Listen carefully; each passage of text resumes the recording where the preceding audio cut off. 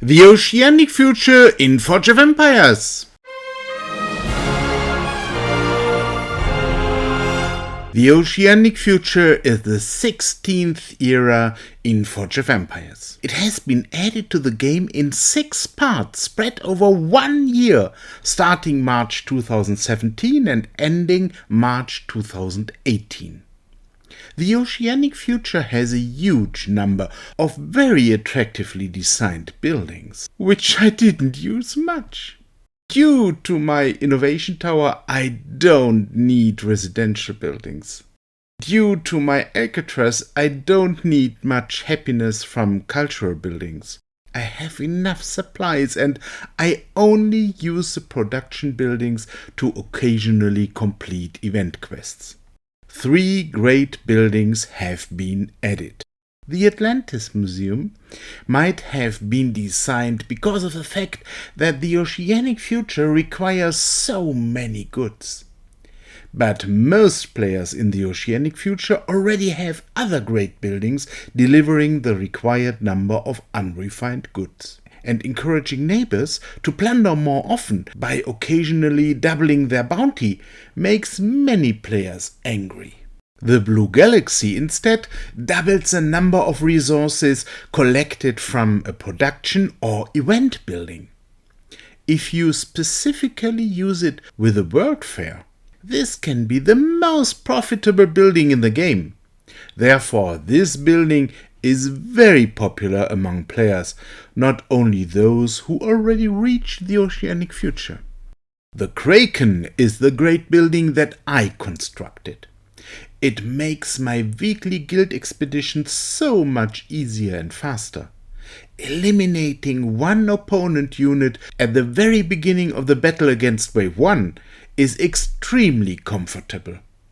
I proved in my videos about the guild expedition in the Oceanic Future that it is possible to complete it without the Kraken. But in the weekly routine, this effect saves a lot of time. Never before I spent as much time in a single era as in the Oceanic Future.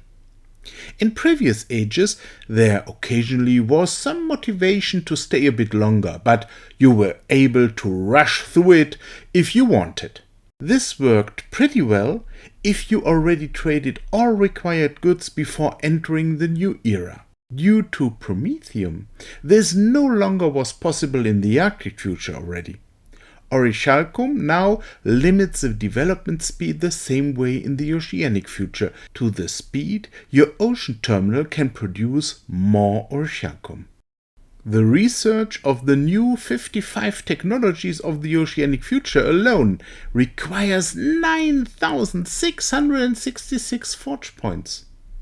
As I collect far more than 200 forge points every day, this was the smallest challenge.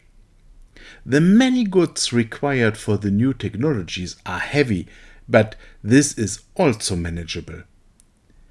Players in the Oceanic Future have a town which is so advanced that this number of goods is no longer a challenge. 24,430 goods are required to release all new technologies. On top, you will need 150 goods every day during a time span of 3 months to produce the required 8,590 Orichalcum in the ocean terminal. This huge requirement of goods demonstrates the challenge that is waiting for players in the Oceanic Future. As the Arctic Future before, the Oceanic Future again has a harbor, designed as a terminal for submarines. The usage is exactly the same. But you will not only need the Orichalcum instead of Promethium, you will need it on top. Many technologies of the Oceanic Future also require a total of 6,840 Promethium. You will need some 10,000 goods of the Arctic Future to produce it.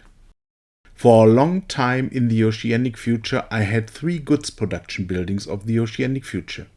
On top, I received a lot of goods from event buildings. Occasionally, I also use terrace farms to deliver goods. As event buildings are getting stronger more and more, the goods demand of the Oceanic Future will be much easier to handle in the future. Those players who want to negotiate the provinces of the Oceanic Future should calculate to use additional 95,000 goods, and on top Promethium and Orichalcum, as the number of sectors in the 80 provinces of these 6 regions is huge. Often it takes more than a day to scout the next province.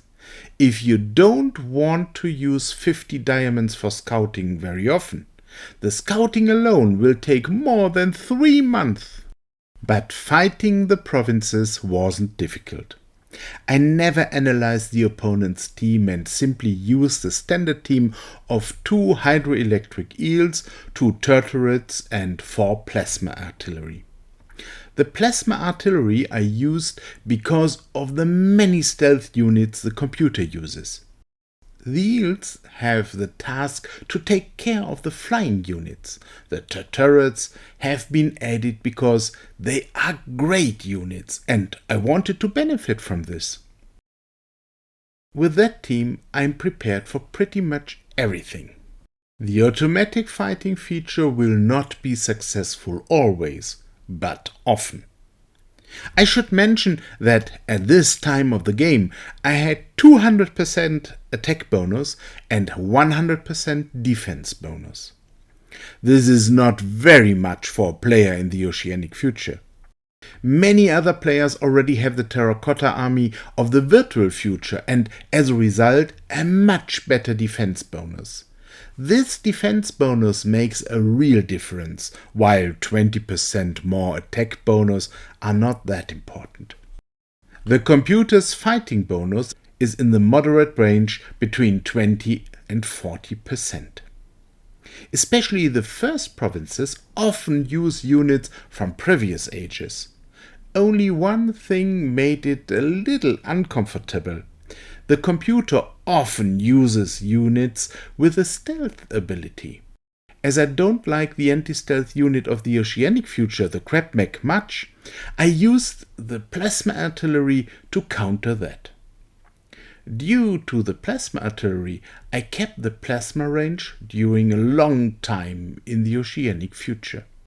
Beside that, I used the hydroelectric facility to produce hydroelectric eels and a turret dock to produce turrets. There definitely is no need to construct all 10 military buildings of the Oceanic Future, which would already be a challenge because of the required space. In the Guild Expedition, I occasionally used different units which came from rewards of the Guild Expedition. The Guild Expedition of the Oceanic Future is covered detailed in 4 other videos in this channel. After so many months in the Oceanic Future, I am now happy to advance to the virtual future.